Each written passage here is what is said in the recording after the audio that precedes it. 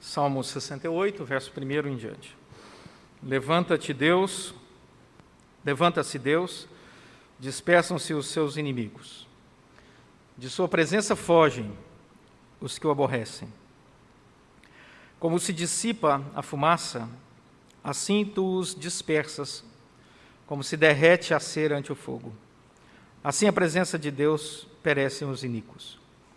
Os justos, porém, se regozijam, exultam na presença de Deus e folgam de alegria. Cantai a Deus, salmodiai o seu nome, exaltai o que cavalga sobre as nuvens. Senhor é o seu nome, exultai diante dele. Pai dos órfãos, juiz das viúvas é Deus em sua santa morada.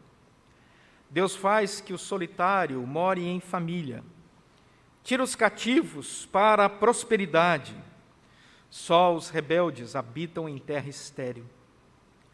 Ao saíres, ó Deus, à frente do teu povo, ao avançares pelo deserto, tremeu a terra.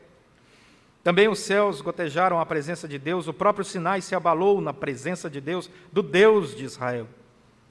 Copiosa chuva derramaste, ó Deus, para a tua herança. Quando já ela estava exausta, tu a restabeleceste. Aí habitou a tua grei e em tua bondade, ó Deus, fizeste provisão para os necessitados. O Senhor deu a palavra, grande é a falange das mensageiras das boas novas. Reis de exércitos fogem e fogem. A dona de casa reparte os despojos. Por que repousais entre as cercas dos apriscos? As asas da pomba são cobertas de prata, cujas penas maiores têm o brilho flavo de ouro. Quando o Todo-Poderoso ali dispersa os reis, cai neves sobre o monte Zalmon. O monte de Deus é Bazã. Serra de elevações é o monte de Bazã. Por que olhais com inveja, ó montes elevados, o monte que Deus escolheu para a sua habitação? O Senhor habitará nele para sempre. Os carros de Deus são 20.000, sim, milhares de milhares. No meio deles está o Senhor. O Sinai tornou-se em santuário. Subsiste às alturas, levaste cativo o cativeiro. Subiste às alturas e levaste cativo o cativeiro. Recebeste homens por dádivas, até mesmo rebeldes, para que o Senhor Deus habite no meio deles. Bendito seja o Senhor que dia a dia leva o nosso fardo, e Deus é a nossa salvação. Nosso Deus é o Deus libertador. Com Deus, o Senhor, está o escaparmos da morte. Qual o sentimento que tem batido no seu coração, na sua mente, nesse momento que nós estamos vivendo? Quando nós acessamos tantas notícias, tantas informações, fontes diferentes, eu não sei o seu, mas o meu WhatsApp é mensagem em videozinho o dia inteiro.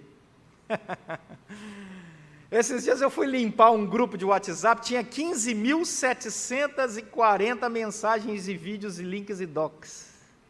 Vou repetir, 15 mil, mais de 15 mil. Eu fiquei tão abismado como você para a Cris. Falei, olha isso. Ela falou, não é à toa que seu celular está lento. Né? Isso era um grupo só, tá? Então, nós estamos nesse momento, isso gera em nós esse excesso de informação, que você não tem nem certeza se são informações verdadeiras ou não, porque uma hora você recebe uma informação, outra. O que tem de especialista mandando informação, isso tem gerado no nosso coração desespero. Sabe por que a palavra desespero? Porque desespero é o estado, segundo o dicionário, de profundo desânimo. De uma pessoa que se sente incapaz de qualquer ação. Ela olha ao redor e diz, eu não posso fazer nada. Isso gera desespero. Desespero, segundo o dicionário, é a ação também de desesperar-se. É um estado de extrema aflição quando você não percebe nenhuma possibilidade de superar uma dificuldade. É um estado de desalento excessivo, é um sentimento de frustração resultante, às vezes, daquilo que você tem como ideal perfeccionista. Como o ideal não chega, você fica desesperado, você fica sem esperança. E por fim, segundo o dicionário, o desespero é um estado de profunda irritação, e é verdade. O desespero, ele vai gerando não apenas a depressão, mas a irritação. Aquela sensação de que ninguém vai fazer nada. Até quando isso vai continuar desse jeito? Será possível? Eu não sei quanto a você, mas no meu coração já passou umas 500 mil vezes o desejo de ser prefeito, governador, presidente. Ah, se eu tivesse lá. Ou será que é só comigo? Mas podem ficar tranquilos que eu não vou me candidatar a nada. A nada. Salmo 68. O texto vai dizer: não se desespere. Paulo, quando escreveu em 1 Coríntios, no capítulo 13, verso 13, ele disse que a base da vida cristã é a fé, a esperança e o amor. Esses três trabalham juntos. E Paulo vai dizer que o mais importante é o amor, porque fé sem amor é fanatismo religioso. Esperança sem amor é egocentrismo absoluto. E aí nós vamos perguntar, então, como nós poderíamos diferenciar a fé da esperança? Ou elas são a mesma coisa? Você vai para Hebreus capítulo 11, versículo 1. A fé é a certeza daquilo que se espera. Mas aí, a Bíblia, como é perfeita, não para aí. Ela diz, é a convicção dos fatos que se não veem. Ou seja, a esperança, ela compõe um dos aspectos da relação da fé, mas ela não pode ser confundida como fé absoluta. Porque, às vezes, mesmo tendo fé, nos encontramos desesperançados. Deu para entender? Porque a fé, em Hebreus 11:1, vai dizer que ela é a certeza das coisas que se esperam. Portanto, você lança para o futuro. E você diz, vai dar certo, vai dar certo. Só que ela não é só isso. Ela é também uma convicção de fatos. Ou seja, eu tenho plena convicção do fato de que Deus criou a humanidade. Isso eu não preciso de esperança. Isso é uma convicção de um fato já realizado. Deus criou a humanidade. Ponto final. Eu tenho plena convicção, pelos fatos, que Jesus se encarnou, a segunda pessoa da Santíssima Trindade, e que Ele realizou tudo o que Ele realizou. Isso não é esperança, isso é fato. Portanto, a minha fé está pautada num fato histórico. Deus criou todas as coisas, o homem se voltou contra Deus, o homem é um pecador, o homem sem Deus vive perdido, e Jesus Cristo veio para resgatar o pecador, dos quais eu sou principal. Quem disse isso foi Paulo, eu jamais diria isso. Ele é muito mais humilde que eu. Isso é fato. Portanto, a minha fé está baseada em fatos concretos históricos. Por isso que ela é a convicção de fatos. Não apenas no passado, mas os fatos também que se não veem no presente. Portanto, eu tenho uma fé convicta de fatos passados e tenho uma fé convicta daquilo que eu vejo hoje, porque o que eu estou vendo hoje eu não preciso esperar, eu estou vendo agora. Eu estou vivendo, então, os fatos que se não veem agora, no presente. Perceberam, então, como é que a fé é uma dimensão muito mais ampla? Daí, a vitória de Cristo na cruz, ela vem como um fato histórico, que estabelece uma convicção para nós, mas também com uma expectativa futura, de esperança, de que um dia Ele voltará, que nós seremos com Ele habitantes da Nova Jerusalém, onde não haverá fome, dor, luto, separação, doença, morte, nada disso. Então nós vivemos essa nova realidade, da esperança da vinda futura diante de um fato que já aconteceu, que é a vinda de Cristo Jesus, e que o fato que hoje eu experimento essa fé no meu coração. Diante disso, nós agora entendemos Davi ao escrever esse texto. Porque Davi tinha uma fé pautada também na sua convicção do Deus do passado, na sua experiência do Deus do presente, e por isso ele podia se lançar no futuro com esperança naquilo que o Senhor havia prometido. Porque toda promessa de Deus sempre se cumpriu, isso é um fato. Isso gera em nossa fé convicção e, portanto, esperança para o futuro. Davi é uma pessoa que enfrentou muitos problemas. Algumas vezes os problemas eram sociais, outras vezes os problemas eram econômicos, outras vezes os problemas eram políticos, outras vezes os problemas eram pessoais. Nós estamos falando de uma pessoa que perdeu seu filho, nós estamos falando de uma pessoa que perdeu boa parte da sua família e amigos em guerras, nós estamos falando de uma pessoa que cometeu muitos erros, mas nós estamos falando de uma pessoa que, assim como nós, quebrantou-se diante do Senhor. E aqui Davi está celebrando a vida numa perspectiva espiritual. Mesmo com tantos problemas, ele celebra o fato convicto de que Deus agiu. E ele vai pautar todo esse salmo na centralidade da ação de Deus na sua vida, na sua fé, na sua história, para não dar lugar para desesperança. A desesperança não pode encontrar lugar no coração de um cristão. Amém? Por várias vezes, Davi usa o nome de Deus nesse salmo. Quer ver uma coisa? Ele usa a palavra hebraica Elohim 23 vezes. Deus, né? Depois ele usa o Todo-Poderoso, o Senhor, aquele que salva, e ele vai mudando as palavras no hebraico. Por exemplo, ele usou Elohim 23 vezes, depois ele usou a palavra Adonai para Senhor 6 vezes, depois ele usou El 2 vezes, depois Shaddai, Yahvé, Yahvé Adonai, Yahvé Elohim. Ele vai citando várias palavras para mostrar a ação, a presença, a certeza, a convicção de que Deus está no centro da sua vida. E por isso, se você ler aí no Salmo 68, com atenção, você vai perceber quantas vezes a palavra Deus aparece. Ele é o centro desse salmo. Porque para vencer a desesperança, nós precisamos ter Deus como centro da nossa fé, da nossa convicção. Deus é o centro. A desesperança, ela é reducionista. A desesperança te faz ficar focado apenas num evento. E esse texto vai nos ensinar que nós devemos olhar a fé como um todo, ampliar a nossa visão, entender, perceber a vontade de Deus e a ação de Deus em vários aspectos e momentos diferentes da nossa história. E aí, ele começa no versículo 1 com uma convicção. Ele diz assim: levanta-se Deus. Ele não está pedindo para Deus se levantar. Ele não está dizendo que Deus irá um dia se levantar. Ele está dizendo: Deus se levantou. Isso significa Deus está presente. Deus age. Deus se relaciona conosco. E quando Deus se levanta, sabe quais são as características do versículo 1? Os inimigos são dispersos. E da presença de Deus fogem aqueles que o aborrecem. Essa palavra aborrecer aqui na língua hebraica, ela tem um sentido de alguém que odeia, não aguenta, não suporta a presença do outro. Uma das características do mundo que nós estamos vivendo é que Deus incomoda.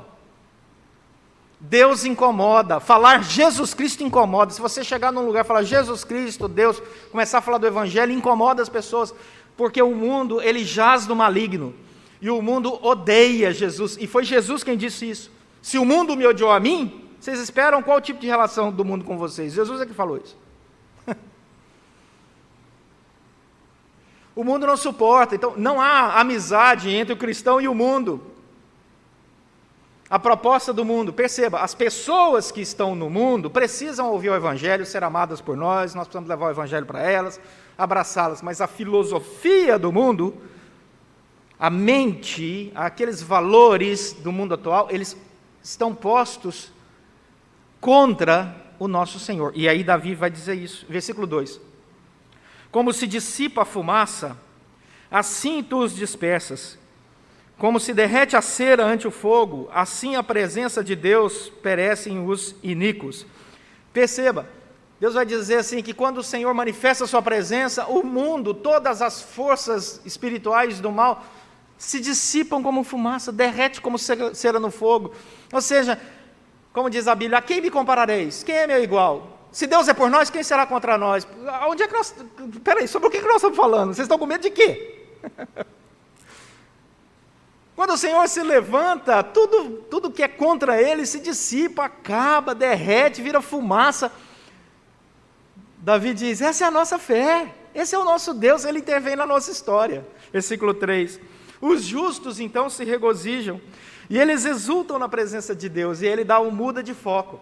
Se o foco antes era o inimigo, e aquilo que Deus faz contra o inimigo, e o inimigo aqui para nós hoje é a desesperança, vou dar nome hoje de manhã para o inimigo, desesperança, se ela vai se desfazer como fumaça e derreter como cera, e qualquer filosofia que venha para alimentar a desesperança no nosso coração, quando nós temos um relacionamento com Deus e percebemos a presença do Deus que se levanta, desaparece, qual é a nossa confissão de fé? Como se compõe a nossa agenda a partir disso? Versículo 3. Nós nos regozijamos, nós nos exultamos. Olha o versículo 3, que coisa linda. Nós nos exultamos na presença de Deus, nós folgamos em alegria. Coisa linda isso. A gente canta, a gente celebra a nossa fé. O dia que você acordar sem esperança, põe um cântico bem bonito, bem alto, e canta para você ver a reação.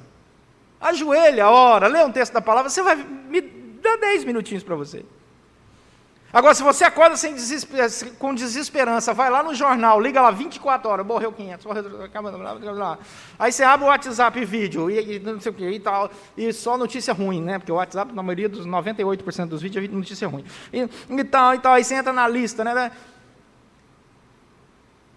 Agora, se você busca o Senhor, louva o Senhor, ora, canta louvores, quando você for ver notícia, você vai orar pelas pessoas que estão enfermas, você vai orar pelos doentes, você vai se mover como igreja para abençoar os que sofrem, mas ainda assim com um coração cheio de esperança, fé, alegria e paz. É isso que o versículo 3 vai dizer. Quem são os justos do versículo 3? Romanos 5:1. Justificados, pois, mediante a fé, temos paz com Deus por meio de nosso Senhor Jesus Cristo. Nós somos justificados pela fé. Esses são os justos do versículo 3. Os que são justificados pela fé em Cristo Jesus. E nós sabemos que a fé é fruto da graça de Deus em nós. Efésios 2:8. Pela graça sois salvos mediante a fé. Isso não vem de vós, é dom de Deus. Portanto, nós não somos justos porque fizemos alguma coisa que gerou em nós justiça. Nós somos justos porque Jesus morreu na cruz e Ele é a nossa justiça. Ele pagou o preço. E nós, pela graça, cremos nele, e por isso somos salvos, e por isso a cruz está vazia, porque ele venceu a morte. Então, essas características dos que creem em Cristo são realidade experiencial para todos nós. E aí, o texto continua, versículo 4, e o texto continua dizendo que aquele que venceu a desesperança, aquele que percebe a presença de Deus, versículo 4, ele canta, ele fala salmos, salmos são testemunhos, e ele diz: salmodiai o seu nome, dê testemunho sobre o nome de Deus, exaltai o que cavalga sobre as nuvens, Senhor é o seu nome, exultai diante dele. E antes que você comece a imaginar que essa é uma proposta filosófica distante, de um Deus muito longe, que cavalga nas nuvens, e você diz assim: Deus é poderoso, mas cadê o pão da minha casa? Deus é poderoso, mas cadê a Senhor aqui, a libertação do Senhor? Antes que você ande nesse universo, como eu disse domingo passado, né, deísta, onde Deus cria e some, fica longe, hein? Antes que você caia na armadilha deísta, nós declaramos-nos teístas, ou seja, Deus interage conosco, Ele criou e vem ao nosso socorro. Quer ver o versículo 5 em diante? O Deus que cavalga entre as nuvens, o Deus que exultamos o nome dEle, versículo 5 em diante, é o Deus que é pai de órfãos e juiz das viúvas. O que ele está dizendo aqui?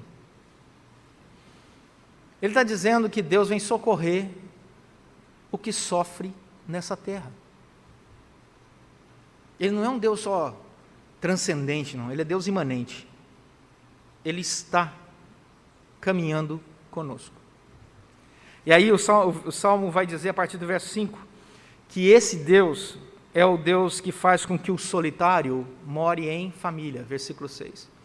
Ele é o Deus que tira os cativos para a prosperidade. Perceba, Ele é o Deus que interage, resolve, nos dá capacidade de andarmos juntos e de resolvermos questões financeiras, relacionais, sociais, Deus vem e nos coloca numa família da fé. Essa é a família. O solitário vai morar em família porque ele entra pelas portas da igreja e ele se torna irmão, irmã. Ele é abraçado, o órfão, a viúva, entra pelas portas da igreja e é abraçado. E não há entre o povo de Deus necessitados. Porque a igreja abraça, nós somos família. Na família nossa ninguém passa fome. Na nossa família ninguém anda sozinho. Na nossa família os machucados não são largados para trás. Nós paramos a caravana para socorrer. Igreja é essa família, por isso que o mundo odeia igreja. Deu para entender? Versículo 7. Porque Deus está à frente do seu povo, e nós avançamos pelo deserto. Versículo 7 diz isso. E a terra treme, e aí os céus gotejam da presença de Deus, ou seja, veio o maná, né? Versículo 9. A copiosa chuva que Deus derrama para a sua herança, quando a sua herança já está o quê? Olha que lindo o versículo 9. Já está exausta, cansada da jornada do deserto. Sabe o que Deus faz? Ele derrama bênção sobre o seu povo e ele restabelece. Você já chegou no final de um dia muito cansado? Muito cansado? Não, mas põe cansado nisso. Cansado de cansado mesmo. Eu me lembro uma vez que eu fiquei 2 dias sem dormir, viajei uma noite inteira e peguei um carro para dirigir 8 horas.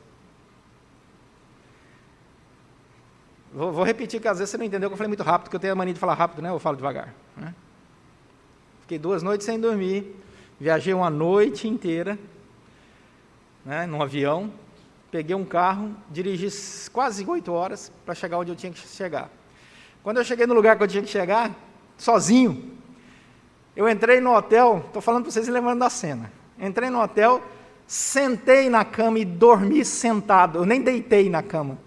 Se acontecesse com você, você senta, põe a mala no chão, de roupa e tudo. Eu só me lembro de ter encostado assim na cama e dormir. Eu acho que umas 4, 5 horas depois eu acordei. Eu estava, né, sentado, dormindo na cama. Coisa ridícula, né? Você paga o hotel para dormir sentado. Isso dói no bolso do libanês, né? Não é quando você paga em dólar, aí dói mais ainda. Aí você se levanta, aí você tem uma noite de sono, e no outro dia você acorda restabelecido. Esse é o sentido dessa palavra aqui. Tem momentos na nossa vida que a gente está tão cansado que Deus nos pega no colo e diz assim: descansa. Eu sei o que está passando aí, descansa. E quando você descansa em Deus, você acorda restabelecido. E aí ele caminha para o versículo 10. E esse Deus presente vai fazer provisão para os necessitados. Diz o versículo 10.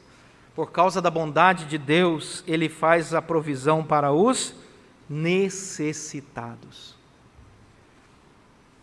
E aí eu digo para vocês, aquilo que eu falei lá atrás, que eu acho que certas acusações machucam a gente, de rede social, né? Uma das coisas mais belas no pastorado, e eu sei que muitos diáconos, presbíteros aqui, que servem a Deus, e outros irmãos que já experimentaram isso, é quando você vai a uma família necessitada e você leva o alimento. E você chega ali com aquela cesta básica, com recursos, e muito mais que isso, né, com amor, a oração. Aquele momento é um momento de culto, aquele momento é um momento de celebração, porque a pessoa sabe que Deus se importou com ela, e você foi um instrumento para isso. Isso revigora a gente, quando a gente dá, e revigora a gente quando a gente recebe. Revigora a gente. Versículo 11.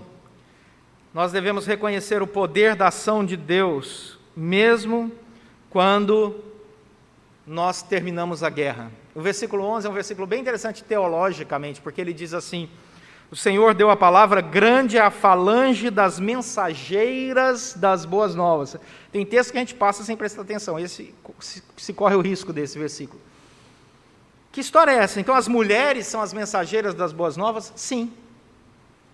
João Calvino vai explicar que isso aqui era um costume antigo, onde as mulheres, como a Miriam, né, a irmã de Moisés e tantas outras, elas cantavam as boas novas da vitória da batalha. Quando o exército chegava, eram as mulheres que cantavam celebrando a vitória nas batalhas.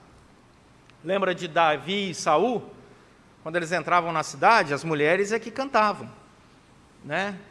Saul matou a milhares, mas Davi a milhares de milhares, né? Aí Saul olhava assim, né? As mulheres é que anunciavam, né? Elas é que falavam desse anúncio da vitória. Por isso, o versículo 12, reis de exércitos fogem, e fogem. Enquanto os reis estão fugindo, a dona da casa vai lá só para pegar a herança, os despojos. Porque Deus é quem manifestou o seu poder e libertou o seu povo.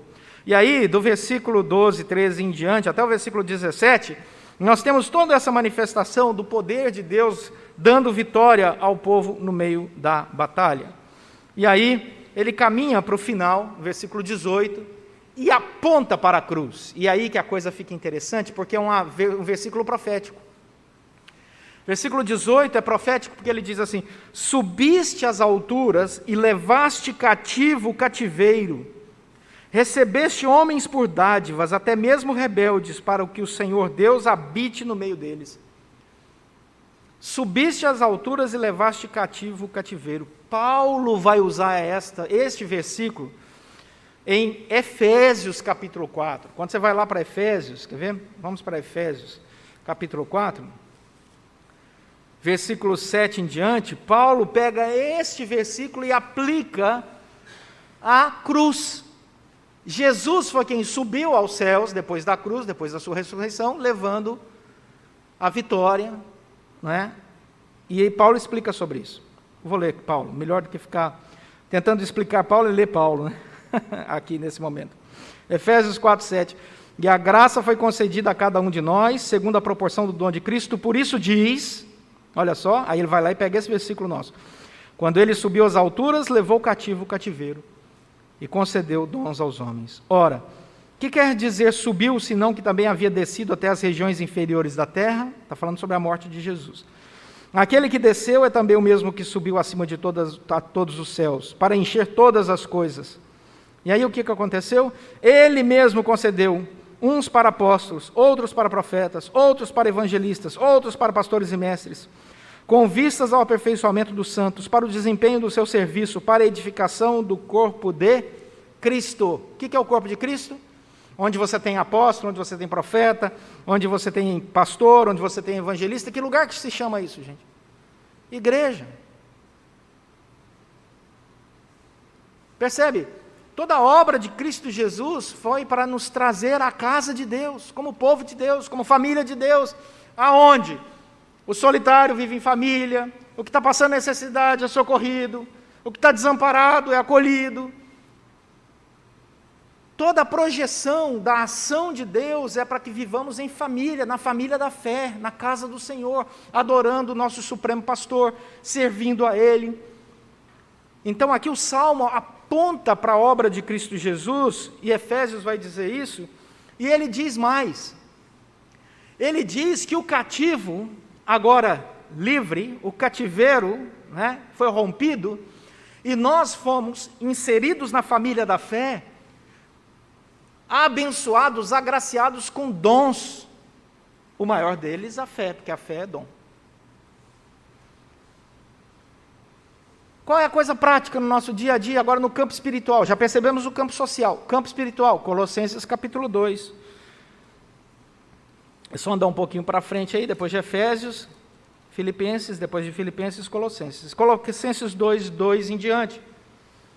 Colossenses vai dizer que o Senhor, versículo 13, e a vós outros que estáveis mortos pelas vossas transgressões e pela incircuncisão da vossa carne, vos deu juntamente vida, juntamente com Ele, perdoando todos os nossos delitos. Promessa de Cristo na cruz, cancelou os nossos delitos, mas Ele fez mais, versículo 4, tendo cancelado o escrito de dívida que era contra nós, e que constava de ordenanças, porque as pessoas acreditavam que se cumprissem as ordenanças seriam salvos. Ele diz, não é isso. É muito mais que isso. O qual nos era prejudicial. Removeu inteiramente, encravando na cruz e despojando os principados e as potestades, publicamente os expôs ao desprezo, triunfando deles na cruz. Não tem potestade, não tem principado que tenha poder sobre a vida de um cristão. Por causa da obra de Jesus Cristo na cruz. Quando o inimigo vier rondar você, com as perguntas da desesperança, com o sentimento da desesperança, você repreenda em nome de Jesus. E diga, aqui não. Desesperança nessa casa e nesse coração, não. Porque nós sabemos a quem pertencemos e foi pago um alto preço pela nossa vida. Não porque valemos alguma coisa, não, ou fizemos algo extraordinário, mas pela graça de Deus fomos salvos. E temos essa fé convicta do passado, experiencial no presente e esperançosa no futuro. Nós sabemos em quem temos crido. Versículo 19 e 20 ele termina. Bendito seja o Senhor, que dia a dia leva o nosso fardo. Quem tiver com a Bíblia aberta aí, vamos ler isso juntos? Bendito seja o Senhor, que dia a dia leva o nosso fardo. De novo, bendito seja o Senhor, que dia a dia leva o nosso fardo. Não deixa o mundo colocar fardo nas suas costas. Vinde a mim, todos vós que estáis cansados e eu vos aliviarei. Que história é essa de desesperança, medo, corrupção e não sei mais o quê? Política, você vai carregando aquele fardo. Espera aí, meu irmão, foi pago um alto preço, minha irmã, por nós na cruz. Ele leva o nosso fardo. Senhor, tudo é teu, cuida. Não vou andar ansioso, não. Nem sem esperança. Sabe por quê? Versículo 20. Porque o nosso Deus é o Deus libertador. Com Deus, o Senhor, está o escaparmos da morte. Ai, vontade de pregar até as 4 horas da tarde. Tem tanto. Eu estou igual o Roberto Carlos, eu tenho tanto para dizer, bicho.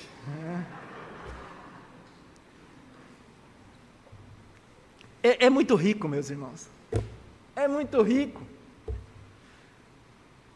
Que morte que você está pensando? Essa aqui?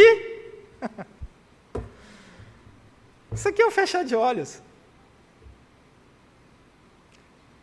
Há 2 dias atrás, nós enterramos um primo muito querido. Cristão. Sabe por que eu estou aqui? Tranquilo? Porque ele fechou os olhos e, num piscar de olhos, abriu na presença de Jesus.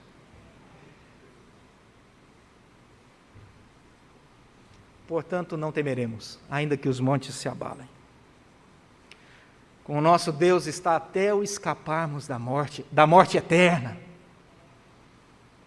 Aqui nós cumprimos uma missão, acabou nosso tempo, a gente fecha o olho aqui, abre no céu, e a morte não tem poder sobre nós, porque nós estaremos na presença do Senhor para todo sempre, até a ressurreição dos corpos, até a nova Jerusalém. É essa a morte que preocupa, é a segunda, não é a primeira. A primeira faz parte. Afinal de contas, o salário do pecado é a morte, mas Cristo nos garantiu a vitória sobre a morte. E nós temos a certeza da vida eterna.